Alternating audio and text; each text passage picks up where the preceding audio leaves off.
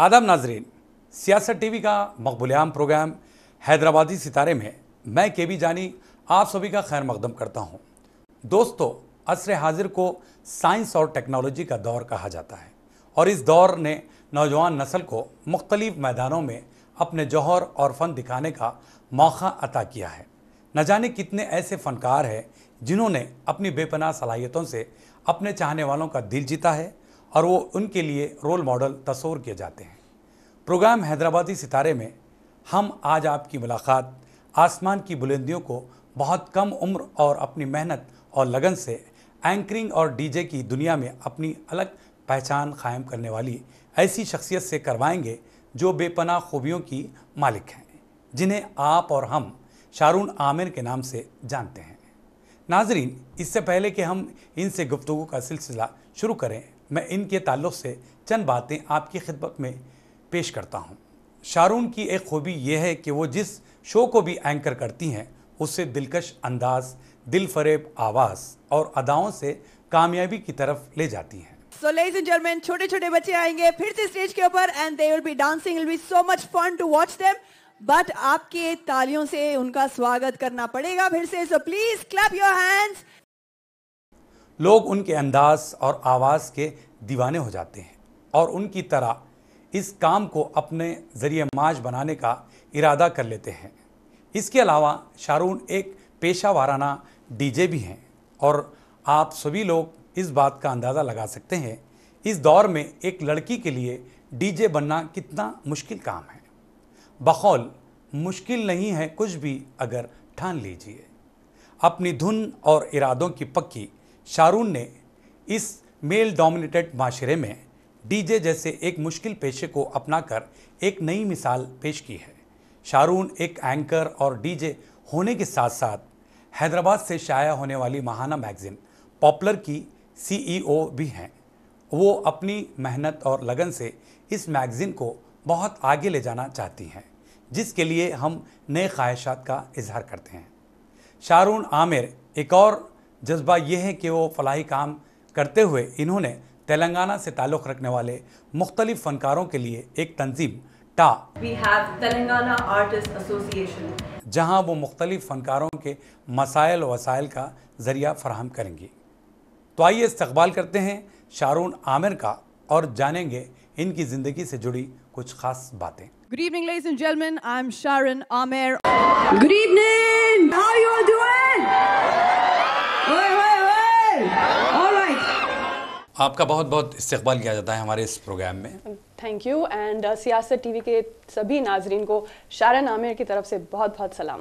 जी, शुरुआत हम आपके बचपन की उन यादों से करेंगे। आप किस फैमिली से बिलोंग करती हैं? आपका एजुकेशन कहाँ से हुआ? हमारे नाजरीन को बताइए। तो मेरे वालिद एक डॉक्टर थे और मेरे जो वालदा हैं वो फार्मेसी स्टूडेंट थे एंड मेरे डैड ईरान गए थे अपने मेडिसिन प्रैक्टिस करने के लिए। वहाँ पर उनकी मुलाकात मेरी मॉम से हुई एंड देन उनकी शादी हुई। They came to India and my brother, I have a brother, he is in New Zealand and वो मेरे से 4 साल बड़े हैं एंड फिर मैं I and so it is a small family, me, my brother, my mom and my dad.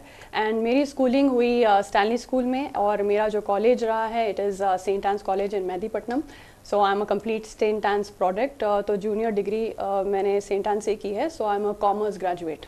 अच्छा, या चलिए, बहुत अच्छी बात है। मतलब यानी आपके वालिद साहब डॉक्टर हैं? यस, मेरे जो वालिद है वो हमेशा चाहते थे कि मैं उनकी तरह डॉक्टर बनूं लेकिन मुझे आर्ट्स के तरफ बहुत ही इंटरेस्ट रहा है बचपन से ही एंड मेरे मॉम को ये पता था तो उन्होंने मुझे encourage किया कि टू गो फॉरवर्ड एंड जो मैं आर्ट्स में पाना चाहती थी उन्होंने मुझे मोटिवेट किया है। एंड स्कूल एंड कॉलेज से ही मुझे बहुत शौक था स्टेज पर रहने के लिए, स्टेज पर रहकर डिबेट्स में पार्टिसिपेट करो, कॉन्टेस्ट में पार्टिसिपेट करो, एलोक्यूशन कंपटीशन, पोइट्री, ये सब में मुझे बहुत इंटरेस्ट था। तो मेरे जो बैचमेट्स हैं स्टैनली स्कूल के और सेंट एंस कॉलेज के, तो उनको पता होगा कि मुझे स्टेज पर रहना बहुत पसंद था।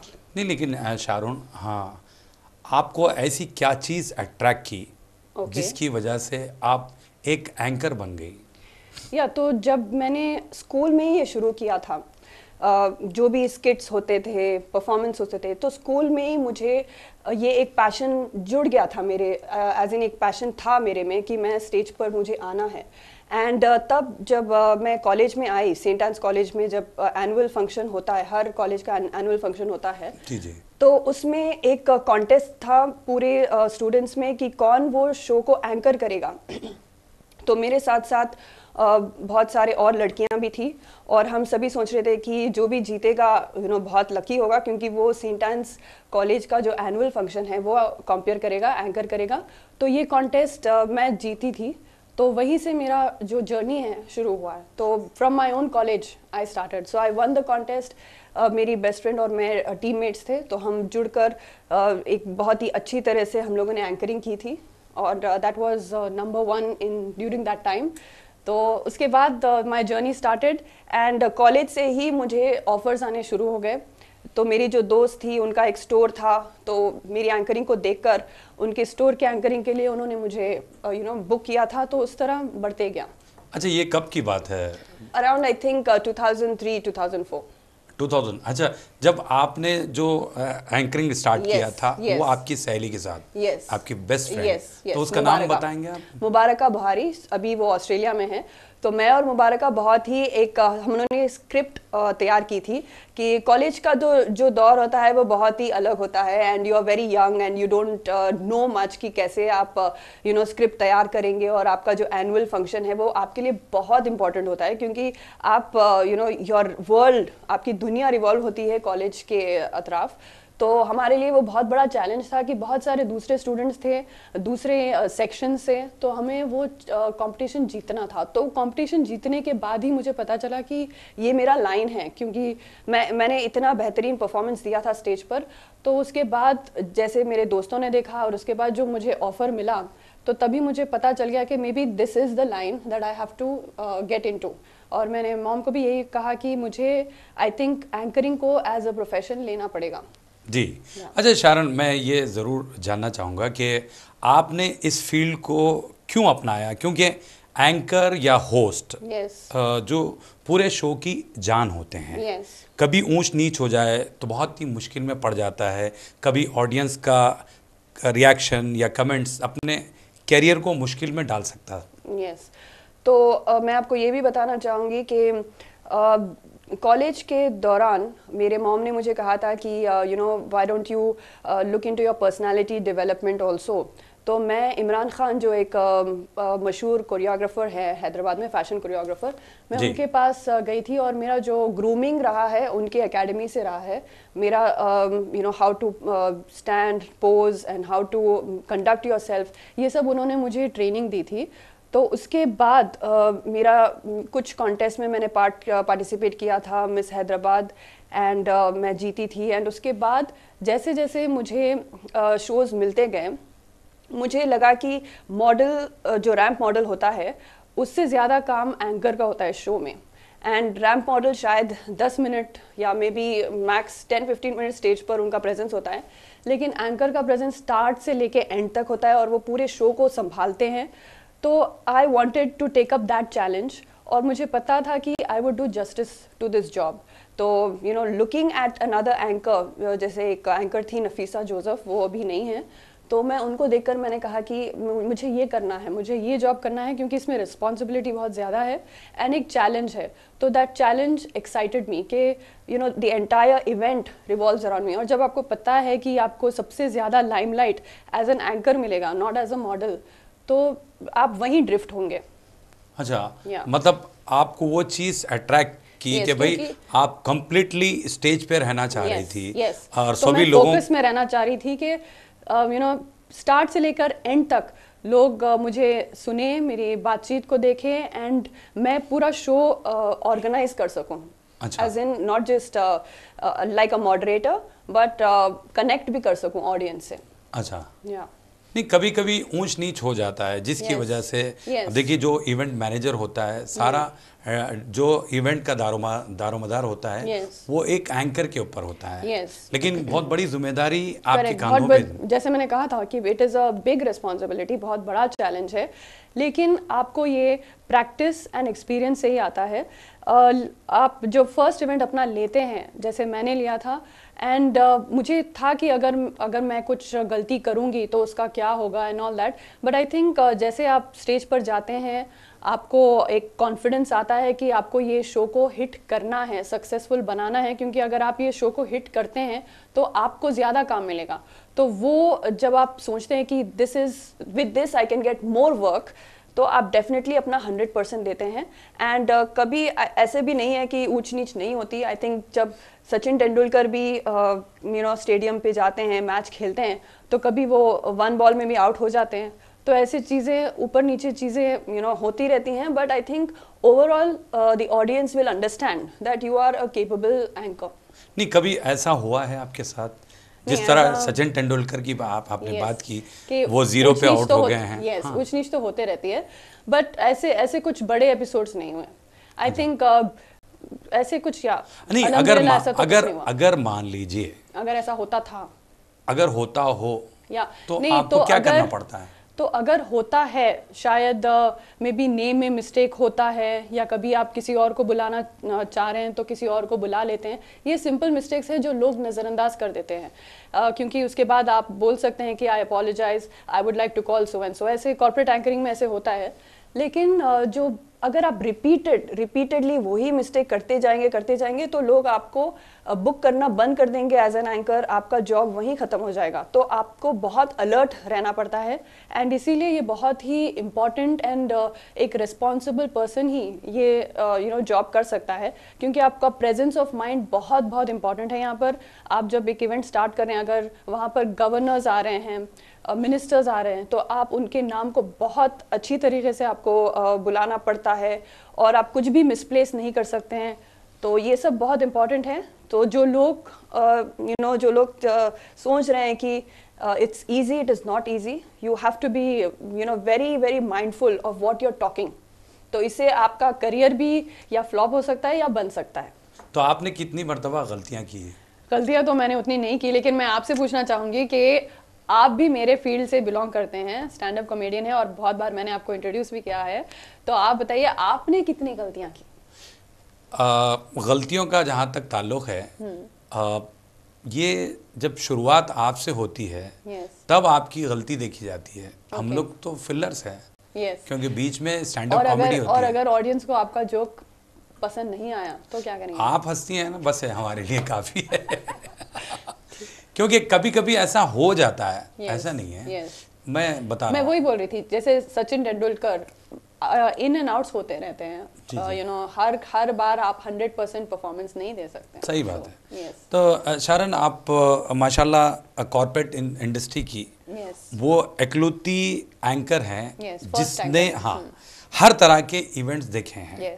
क्या कोई ख़ास इवेंट जो हमारे ऑडियंस को शेयर करना चाहेंगी? यस, आई थिंक जनरली जो भी, since I am the first female corporate anchor, तो जो भी गवर्नमेंट इवेंट्स आते हैं, इंपॉर्टेंट इवेंट्स आते हैं, वो मुझे पहले कॉल करते हैं, बुक करते हैं। एंड मेरे लिए सबसे इम्पॉर्टेंट इवेंट ये रहा कि India's first private sector missile subsystems manufacturing facility at Rafael advanced systems में जो ये लॉन्च हुआ था, वो मेरे लिए बहुत ही बड़ा इवेंट था, क्योंकि आप मिसाइल के बारे में बात कर रहे हैं, वो भी प्राइवेट सेक्टर मिसाइल है और इंडिया का पहला मिसाइल है। तो उसमें मुझे होस्ट करना था, और जो गेस्ट पैनलिस्ट थे बहुत ही नामदार लोग हैं, जैसे हमारे KTR साहब थे, और ऐसे बहुत सारे मिनिस्टर्स आए थे। तो it was a very very important event for me. अच्छा, फिर से मैं एक सवाल दोहराऊंगा। अगर मान लीजिए आप पहली मर्तबा स्टेज पे गई, वहाँ से कोई आपको बैड कमेंट्स आता हो, तो आपका रिएक्शन क्या होगा? आई थिंक अगर कोई बैड कमेंट्स देता है तो आपको उसे हंसी मजाक में लेना चाहिए, या आप उसको कुछ अच्छा बोल दीजिए ताकि वो चुप बैठ जाएं। अगर आपको समझ में नहीं आता है कि ये कैसे वाइब्स मिल रहे हैं आपको, तो आप वो एनर्जी को भी ब्लॉक कर सकते हैं और अपनी जो एंकरिंग है वो कैरी ऑन कर सकते हैं। आप 2-3 बार उसको इग्नोर कर देंगे, तीसरी बार वो नहीं बोलेगा, लेकिन आप उसको अगर चुप भी कर सकते हैं एक अच्छी बात बोलकर कि पता है शायद आपका दिन आज अच्छा नहीं होगा, शायद आप घर में लड़कर आए हैं जो आप मुझ पे निकाल रहे हैं, समथिंग ऐसे कुछ हंसी मजाक के बात कर दीजिए and things will be all right. अच्छा, या अगर ये कर देंगे तो मान लेगा। चुप बैठ जाएगा कि अरे ये तो घर पे चले आ रही है बात। तो बेटर है कि मैं इसको ना छेड़ूं। हाँ शारन जी, आप एंकरिंग करते करते अचानक डीजे बनने का ख्याल कैसे आया? और एंकरिंग एक अलग चीज़ होती है और डीजे बिल्कुल डिफरेंट, ये दोनों को किस तरह से आप मुख्तलिफ देखती हैं? यस, तो मैं एंट्री ले चुकी हूँ ये फील्ड में as a model, ramp model, and then anchoring की ओर मेरा इंटरेस्ट गया। एंड जैसे मैं एंकरिंग कर रही थी, I saw DJ is always there. एक शो में डीजे भी होता है, एंकर भी होते हैं, ऑडियंस एंड इवेंट मैनेजर होते हैं। तो मेरा इंटरेस्ट डीजे की ओर भी गया कि उनका काम कैसा है एंड वो ऑपरेट कैसे करते हैं मशीन्स पे, एंड एक पैशन रहा है म्यूज़िक को लेकर। तो आई फेल्ट कि let me just try it. And जब थोड़े डीजेस हैं जैसे डीजे पीयूष, डीजे अमित सांघी, उन्होंने मुझे हेल्प किया अंडरस्टैंड करने में कि आप कैसे म्यूज़िक आपको बजाना है ये पायनियर मिक्सर प्लेयर्स में। एंड तब आई स्टार्टेड डीजेइंग, और मुझे तब पता चला कि DJing is any day, it is a very बहुत ही एंटरटेनमेंट वाला जॉब होता है एंड रिलैक्सिंग जॉब है। उतना कुछ टेंशन नहीं है वो फील्ड में, जिस तरह से आप यहाँ पर सीरियसनेस है एंकरिंग में, वैसे यहाँ पर एंटरटेनमेंट है। लेकिन प्लस आपको वो मशीन्स जो इस पे आप ऑपरेट करते हैं उसका नॉलेज रहना बहुत ज़रूरी है। आप यूं ही आकर प्रेस प्ले बोलकर आप नहीं दबा सकते। आपको बीपीएम्स, हर गाने के बीपीएम्स क्या होते हैं और कैसे तरह के गाने बजानी चाहिए कौन से जगह पे, जैसे वेडिंग्स में अलग होते हैं, कॉर्पोरेट इवेंट्स में अलग गाने होते हैं, एंड तो ये सब का नॉलेज रहना बहुत ज़रूरी है। तो ये करते करते फिर मुझे ये भी मालूम पड़ा कि डीजिंग, एक डीजे को एंकर से ज़्यादा पेमेंट मिलता है। So then with passion, along with passion, I wanted to work smart, क्योंकि जब मैं यहाँ पर 3 घंटे का जो वो इवेंट होता है, 3 घंटे में I am making double the amount when that is compared to an anchor. So I wanted to work smartly. अच्छा, मतलब ये कि एंकरिंग में आपको पैसे कम पड़ रहे थे? Yes, कम नहीं पड़ रहे थे। तभी आपने सोच लिया कि भाई माशाल्लाह डीजे के पैसे मुझसे ज्यादा है, पेमेंट बहुत ज्यादा है, रेम्युनरेशन, इसी वजह से नहीं, वो बाद में पता चला। एक तो पैशन से हमने वो जो आर्ट है वो आर्ट हमने सीख लिया है, एंड आपके अंदर अगर म्यूजिक है तो ही आप डीजे बन सकते हैं। आपको अगर वो 8 काउंट बीट्स पता है, आप कहाँ पर मिक्स करना चाहिए, वो म्यूजिक रहना चाहिए आप में, आप यूं ही डीजे नहीं बन सकते हैं। एंड जैसे आपको सुर रहना ज़रूरी है, अगर आप एक गायक हैं तो सुर की बहुत बहुत वैल्यू है। तो अगर आप में सुर नहीं है तो आप चाहे लाख प्रैक्टिस कर ले, आप एक सिंगर नहीं बन सकते हैं। It's a god gift. तो when you have the music in you, तो तभी आप एक डीजे बन सकते हैं। तो जब मेरा पैशन मुझे पता था कि I can do it, I am feeling the interest towards it, उसके बाद जब मुझे पता चला कि ओके यहाँ पर पैसा ज़्यादा है तो क्यों नहीं। जैसे मैं आगे बढ़ते गई, like from one profession to another profession, मुझे लाइक मॉडलिंग में मुझे पता चला कि एंकर ज़्यादा कमाते हैं, एंकरिंग में करते करते पता चला कि डीजे ज़्यादा कमाते हैं। सो द जर्नी मेरा एलिवेशन ही होता गया, मतलब from elevating from one profession to other profession. अब डीजे के बाद कौन ज़्यादा, मैं वही जानना चाह रहा था कि उसके बाद आपका टारगेट क्या रहेगा? यस, नहीं, लेकिन सबसे ज़्यादा तो इवेंट मैनेजर्स कमाते हैं, लेकिन इवेंट मैनेजर तो मैं नहीं बनना चाहूँगी क्योंकि प्रेशर बहुत है। आपको स्टेज, लाइट, साउंड वगैरह वगैरह बहुत सारे आपको टेंशन्स रहते हैं। So I think I am happy कि मैं यहाँ पर एंकरिंग, डीजेइंग कर रही हूँ, तो इट्स मोर देन इनफ। नहीं, लेकिन एक बात है, इवेंट मैनेजर अगर आप बने तो साथ में उतने ज़्यादा पैसे भी तो मिलते हैं ना? मिलते हैं, लेकिन हार्ड वर्क भी बहुत ज़्यादा है उसमें, एंड टीम वर्क भी बहुत ज़्यादा है। एंड द ओनली रीज़न एक इवेंट मैनेजर का जॉब मुझे डिफ़िकल्ट लगता है क्योंकि आपको ओवरनाइट कभी स्टे करना पड़ेगा वो एरिया में, वो इवेंट में। बहुत सारे इवेंट मैनेजर्स हैं जो रात के 2-3 बजे तक होटल में रहते हैं वो पूरा वाइंड अप कराने के लिए। I think for a woman it becomes very difficult. तो वो बहुत ही बड़ा चैलेंज होता है कि अगर इवेंट समझिए कॉन्फ्रेंस है सुबह के 8 बजे, आपको वहाँ पर ओवरनाइट पूरा स्टे कर स्टेज सेटअप एवरीथिंग बनाना पड़ेगा। एक कंप्लीट रात आप होटल में गुजार रहे हैं स्टेज बनाते बनाते, तो ये बहुत ही बड़ा रिस्पॉन्सिबिलिटी है विच आई थिंक गर्ल्स के लिए ये बहुत डिफिकल्ट है। नहीं, जहाँ तक आपने गर्ल्स की बात की, Yes. लेडीज की बात की, Yes. क्योंकि आप खुद एक डीजे हैं, yes. तो मैं एक सवाल ये जानना चाहूँगा कि अक्सर हम देखते हैं जहाँ डीजे बजता है Yes. वहाँ पर लोग जो है मैनोशी करते हैं, यानी शराब नोशी करते हैं, Yes. उसके बाद बहक जाते हैं। Yes. ऐसे में अपने आप को आप अनसिक्योर महसूस नहीं करती? यस, तो जब भी हम ऐसे कोई इवेंट्स लेते हैं as a DJ, for a DJ there always be security. खाली गर्ल्स के लिए भी नहीं, बॉयज़ के लिए भी होता है, क्योंकि अक्सर लोग बॉयज़ पे भी बहुत हमला कर सकते हैं कि ये बजाओ वो बजाओ। एंड ये गर्ल्स एंड बॉयज़ के लिए दोनों के लिए है कि हमको प्रोटेक्शन मिलता है। कंसोल एक अलग होता है एंड कंसोल के आजू बाजू बाउंसर्स होते हैं जो क्राउड को नहीं आने देते हैं आपके पास, वो दूर से आपको बोल सकते हैं। तो उस तरह से इट इज़ वेरी सेफ। और जैसा आपका डीजेइंग हो जाता है, दे आर 2 बाउंसर्स अगेन जो आपको आपकी गाड़ी तक पहुंचा देते हैं। So that way I have never had any problem in the field of DJing. So you know it's very, I think it's all about how you conduct yourself. अगर आप अपने आप को अच्छा कैरी करें तो कोई भी आपके नज़दीक नहीं आता है। तो यू हैव टू, आप सूफी हालत में रहना आपको बहुत ज़रूरी है। तो बहुत सारे डीजेस जो मेरे सर्कल में हैं, जैसे पीयूष हैं, खन्ना है, अरवीन है, ये पूरे डीजेस हमेशा सूफी हालत में रहते हैं और ये अपने प्रोफेशन को बहुत इज्जत करते हैं। उनको डीजेइंग एक प्रोफेशन की तरह देखते हैं। वो आते हैं, बजाते हैं और फिर अपने फैमिलीज को वापस they are back to their homes. So सूफी हालत में रहना बहुत ज़रूरी है। ओके, चलिए, अच्छी बात है। तो बहुत सारी हम बातें करेंगे, तो नाजरीन आप कहीं जाइएगा नहीं, मिलते हैं एक मुख्तसर से वक्फे के बाद।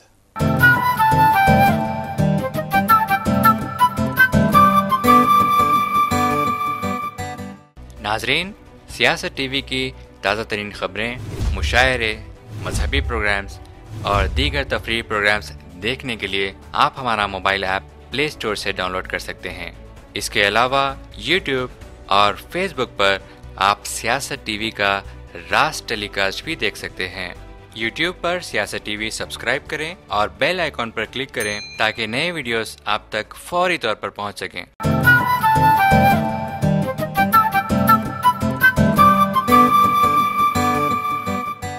अब वक्फे के बाद आप सभी का हम खैर मकदम करते हैं हैदराबादी सितारे प्रोग्राम में। हम बात कर रहे हैं हैदराबाद की जानी मानी एंकर, डीजे, बहुत सारी खूबियों के मालिक शारून आमिर से। ब्रेक से पहले आपने बताया डीजे के मुताल्लिक और उसी गुफ्तगू में आपने सुर की बात छेड़ी। तो एक सिंगर के लिए सुर का होना बहुत ज़रूरी है।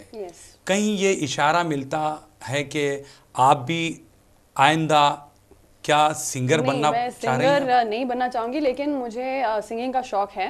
एंड नहीं, एक बात, क्योंकि आपका जो भी जर्नी है, ग्राफ रहा है, वो जहाँ भी पेमेंट बढ़ के होता है, कोइंसिडेंस है कि पेमेंट बढ़ के मिल गया है एंड बस कोइंसिडेंस है। अगर ऐसा भी हो सकता था कि मैं पहले एंकर बनती थी, फिर मॉडलिंग हो सकता था, फिर यार डीजेइंग हो सकता था, लेकिन जर्नी ऐसी बड़ी है कि जो भी मैंने डिसाइड की है कि अगला मैं ये करूंगी, उसमें पेमेंट ज्यादा निकल गया। क्या बात है। चलिए, सिंगर बने भी तो आपको पेमेंट ज्यादा मिल सकता है, क्योंकि इंग्लिश सिंगर बेसिकली कम होते हैं। बहुत कम। तो मैं चाहता हूँ कि कोई एक चीज़, ताकि ऑडियंस को हमारे ज़रूर शेयर कीजिए। फाइन। तो I would like to pick a song from Shakira.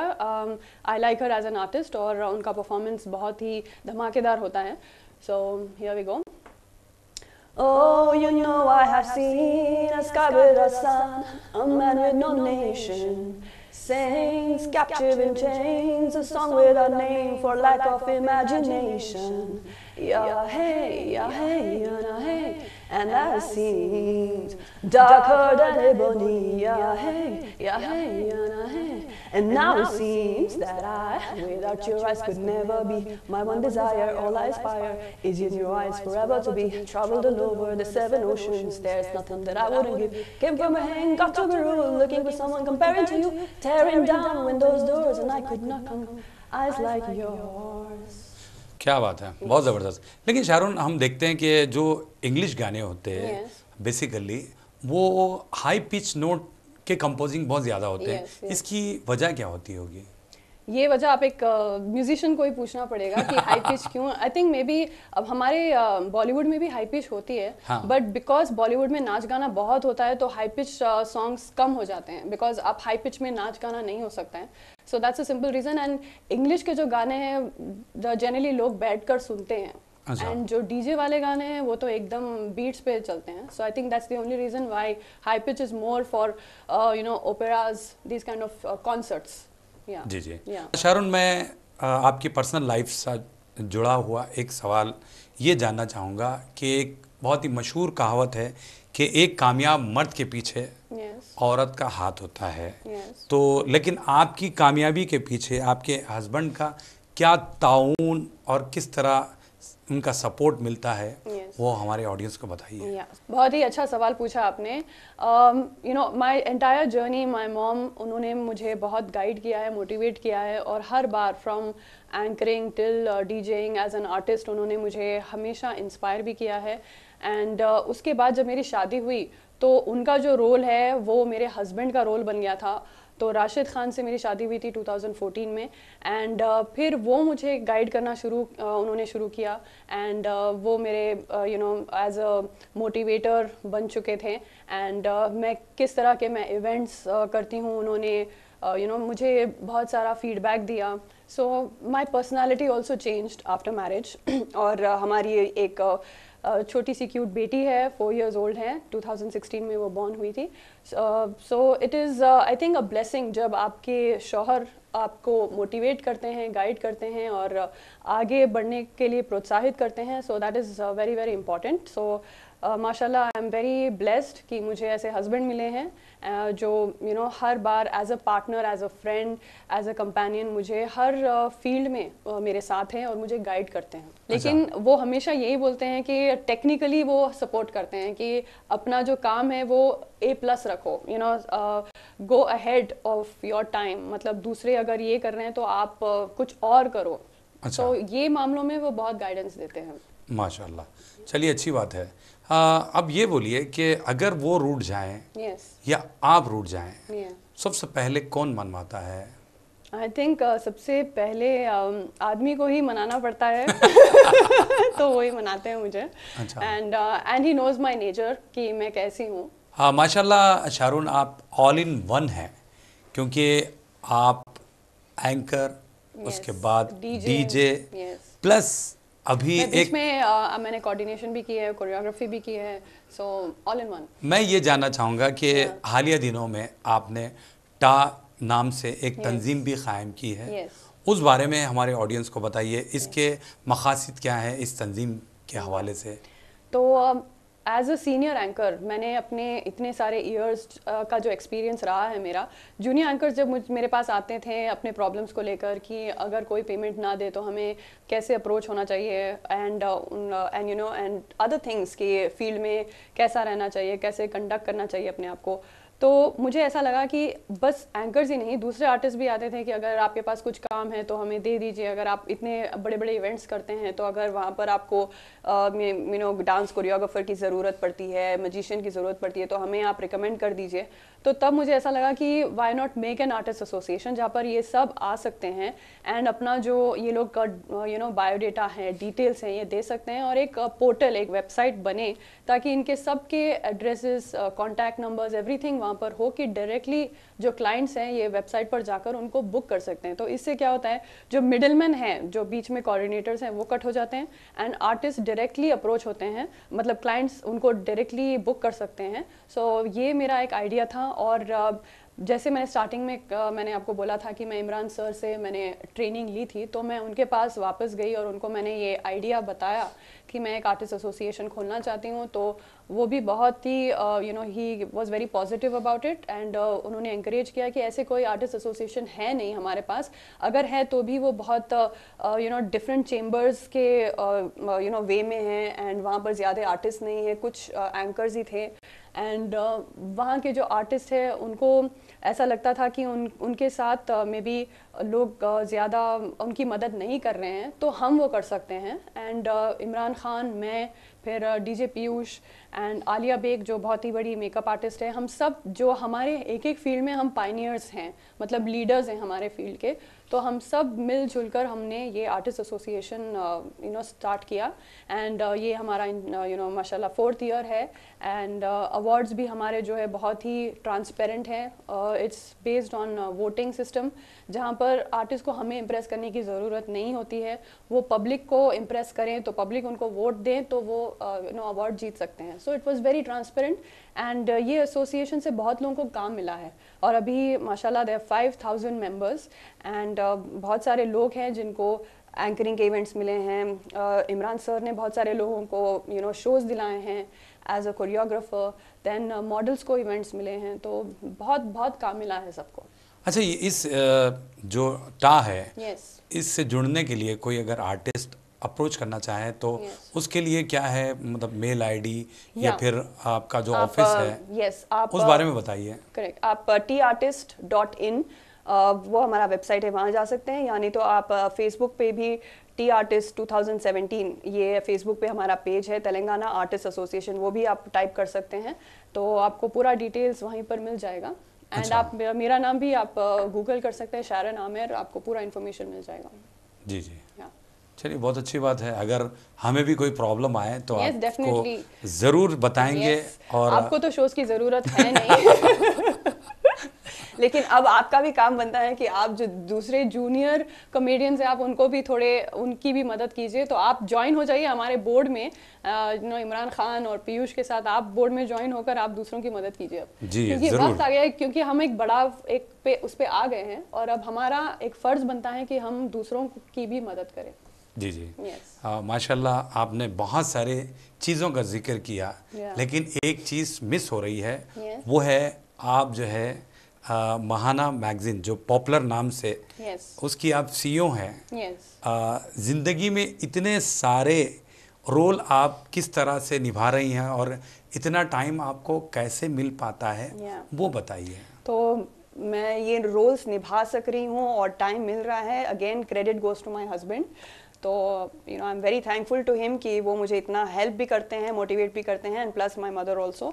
तो पैंडमिक जैसे शुरू हुआ, लॉकडाउन शुरू हुआ, इवेंट्स बंद हो चुके थे, एंड घर में बैठे जब आप when I was 15 my entered this field, and 15 years से मैं काम करते आई हूँ। तो सडनली आप ऐसा दिखता है कि आपके पास काम नहीं है, तो आप क्या करें। तो जब मेरे हस्बैंड ने कहा कि अगर तुम्हें राइटिंग पसंद है and you write your own thing, so why don't you आप एक मैगजीन क्यों नहीं शुरू करते हैं। So he became the founder of the magazine, और उन्होंने मुझे हेल्प किया। एंड मैंने as a CEO I took up the challenge of a lifestyle magazine, जिसपे मैं ये भी कोशिश करना चाहती हूँ हर टाइम कि मैं फिलैंथ्रोपी, जो लोग दूसरों की मदद करते हैं, ह्यूमैनिटेरियंस, तो उनको भी मैं प्रोजेक्ट करूं, और उनका जो काम है, क्योंकि बहुत लोग इतना हेल्प करते हैं और कोई उनके बारे में नहीं लिखता है, तो मैंने सोचा कि ऐसी कोई मैगजीन रहे कि ये ऐसे गुड वर्क्स जो होते हैं सोसाइटी में, उसको भी हाईलाइट करें। एंड प्लस जो लोग पढ़ना चाहते हैं, जैसे they want to read about fashion, they want to read about music, they want to read कि क्या क्या हो रहा है बॉलीवुड में, ये सब भी पढ़ने को मिले ये मैगजीन से। So Rashid Khan and I we started this magazine, and again it's doing very well. So Sonu Sood हमारे कवर पेज पे थे। सोनू सूद मुझे बहुत एज अ फैमिली फ्रेंड हैं, तो उन्होंने अग्री किया कवर पेज पे आने के लिए। So it was a big start for us. चलिए बहुत अच्छी बात। लेकिन शारून, इंटरनेट का ज़माना है, आजकल मैगजीन कोई लेता नहीं है ना, तो ऐसे में आप लोग इसको आगे किस तरीके से बढ़ाएंगे, क्योंकि देखिए मैगजीन्स तकरीबन ख़त्म होते जा रहे हैं। आई थिंक मैगजीन्स कभी ख़त्म नहीं हो सकते हैं, क्योंकि प्रिंट मीडिया हमेशा चलेगा, एंड लोगों को चाहिए कि उनके बारे में कोई लिखे, तो ये सिलसिला चलता ही जाएगा। It can never die. Everybody wants that appreciation. सभी को चाहिए कि वो जितना काम करते हैं ज़िंदगी में, कोई उनको वो अप्रिसिएशन दे, या एक अवार्ड दे, या उनके बारे में लिखे, या उनका कोई आर्टिकल छपे। So all this will go on for ever. And मैं नहीं सोचती हूँ कि कोई पैंडमिक से और ये चीज़ों से मैगजीन्स, न्यूज़पेपर्स, प्रिंट मीडिया कभी भी इफ़ेक्ट हो सकती है। So I think maybe hard copies जो है, हार्ड कॉपीज़ नहीं बिक सकते हैं, क्योंकि लोग अभी इन्वेस्ट नहीं करना चाहेंगे मैगज़ीन को ख़रीद के पढ़ने में, तो लेकिन वो ऑनलाइन फ्री में पढ़ सकते हैं। So it is a safe business for many people जो चाह रहे हैं कि प्रिंट मीडिया में आए। So I think you should go ahead with it. चलिए, हमारी भी नए ख्वाहिशात है। चलिए, बहुत अच्छी बात है।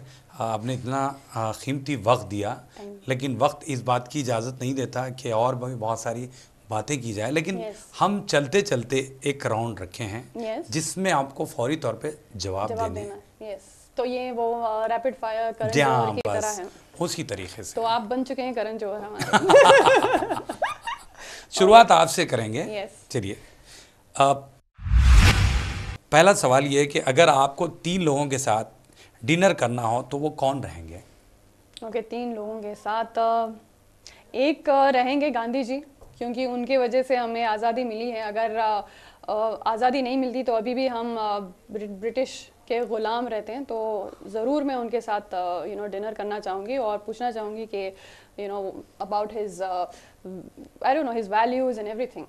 एंड सेकंड सोनिया गांधी, उनसे मैं डिनर करना चाहूँगी, क्योंकि वो इंडिया की नहीं है, इटली की है। इंडिया में आकर उन्होंने अपना फैमिली जो है अपनाया है एंड इंडिया के ट्रेडिशंस को अपनाए हैं। वो भारत की बहू बनी है, तो मैं उनसे भी बहुत कुछ सीखना चाहूँगी। और उन्होंने अपने आँखों के सामने अपनी सास को शहीद हुए देखा है, अपने हस्बैंड को, शौहर को शहीद हुए देखा है। तो ये सब मैं पूछना चाहूँगी। It will be a serious conversation over dinner. And third person रहेंगे माइकल जैक्सन। वो तो है नहीं। 2 सीरियस पर्सनालिटी के बाद मुझे कुछ एंटरटेनमेंट भी चाहिए, तो वो है नहीं, लेकिन मैं चाहूंगी कि वो आ जाए। और मैं क्योंकि किंग ऑफ पॉप हैं वो, और हमारे एंटरटेनमेंट इंडस्ट्री के वो सरदार हैं, तो उनसे भी डिनर करना चाहूंगी और पूछना चाहूंगी कि उनके एक्सपीरियंसेस क्या रहे हैं हमारे एंटरटेनमेंट इंडस्ट्री को लेकर। जब भी माइकल जैक्सन आए आप मुझे फ़ोन कीजिए, ठीक है? अच्छा, आपको ज़िंदगी में सबसे अच्छी एडवाइस क्या मिली? सबसे अच्छी एडवाइस मेरे माँ ने मुझे दी कि कभी भी अगर कोई आपसे कुछ भी मे बी आप गलत होता है तो आप आगे वाले को माफ़ कर दीजिए, बड़ा दिल रखिए। सो माफ़ करने का मुझे एडवाइस उन्होंने दिया है, एंड उसी को आई think I have applied in my life. So I think माफ़ करना, जो माफ़ करता है उसका दर्जा बहुत बड़ा होता है। yes. बेशक, सही बात कही। तीसरा सवाल, क्या आपके पास कोई जानवर, पेट है? मैं पेट लवर हूँ, एनिमल लवर हूँ, और मुझे पूरे एनिमल्स पसंद हैं। अगर मौका मिलता था तो मैं घोड़े को भी घर में लाती थी। मुझे एवरी एनिमल मुझे बहुत पसंद है। स्पेशली मेरा जो अफेक्शन है वो स्ट्रे एनिमल्स जो हैं उनके लिए ज़्यादा है, क्योंकि बेचारे वो लोगों को कोई नहीं देखता। एंड जो फैंसी एंड हाइब्रिड के हैं वो लोग को लोग पैसे देकर घर लाते हैं, लेकिन जो गलियों में रहते हैं, रोडों पे रहते हैं, उनके लिए कुछ भी नहीं होता है। So I think I would want a stray animal, I would want to adopt a stray animal. तो मेरे घर में तो है, I have a Persian cat, क्योंकि ईरानी बैकग्राउंड है, मॉम ईरान के हैं, तो बिल्ली भी वहीं से आई है। हाँ, अच्छा, आपकी फेवरेट मूवी कौन सी रही है? फेवरेट मूवी एक बहुत ही वुमेन ओरिएंटेड मूवी है, एरिन ब्रोकोविच, जूलिया रॉबर्ट्स की मूवी है। So please go ahead and watch it. आपको समझ में आएगी कि नहीं इंग्लिश में पूरी। अच्छा, अपने आप को 3 वर्ड्स में डिस्क्राइब कीजिए। 3 वर्ड्स में आई कंसिडर माई सेल्फ जाबाज, ज़हीन एंड मेहनती। वाह, क्या बात है, बहुत अच्छी बात है। अच्छा, आपके हैंडबैग में क्या है? एक ज़माना था जब हैंडबैग में बहुत कुछ होता था, लेकिन अभी हैंडबैग में सिर्फ मास्क और सैनिटाइजर है। अगर आपको सुपर पावर दिया जाता है तो वो क्या होगा? सुपर पावर, आई थिंक अगर कोई सुपर पावर दिया जाता तो मैं ये पैंडेमिक को हटा देती, कोरोना को हटा देती, या इसका कोई वैक्सीन निकालती। क्या बात है, yes. बहुत ज़बरदस्त। अगर आप एंटरटेनमेंट इंडस्ट्री में नहीं होती तो आज क्या करते, आपका जॉब क्या होता? आज मैं सियासत में होती। इसीलिए तो सोनिया गांधी से मिलना चाहती थी। अच्छा। थोड़े टिप्स लेना चाहती थी कि आप भारत की बहू कैसे बनी, उसी तरह मुझे हैदराबाद की बहू बनना है। अच्छा, बन चुकी हूँ, लेकिन अरे बिल्कुल। अच्छा, सबसे बेहतरीन गिफ्ट आपको क्या मिला और किसने दिया? सबसे बेहतरीन गिफ्ट मेरी बेटी सनाया जो 4 साल की है एंड अल्लाह ने दिया। अरे माशाल्लाह। चलिए, तो शारून आपका बहुत बहुत शुक्रिया, आप आई यहाँ पर, इतना वक्त दिया। जाते जाते मैं बस एक शेर अर्ज करना चाहती हूँ। इरशाद। इन हवाओं को कह दो कि अपनी औकात में रहें, इन हवाओं को कह दो कि अपनी औकात में रहें, क्योंकि हम परों से नहीं हौसलों से उड़ते हैं। क्या बात है, थैंक यू वेरी मच। तो नाजरीन, आज के लिए इतना ही। एक और ताबिंदा सितारे के साथ आपकी और हमारी मुलाकात होगी हैदराबादी सितारे प्रोग्राम में। आप अपने दोस्त और होस्ट केबी जानी को इजाज़त दीजिए। अल्लाह हाफ़िज़।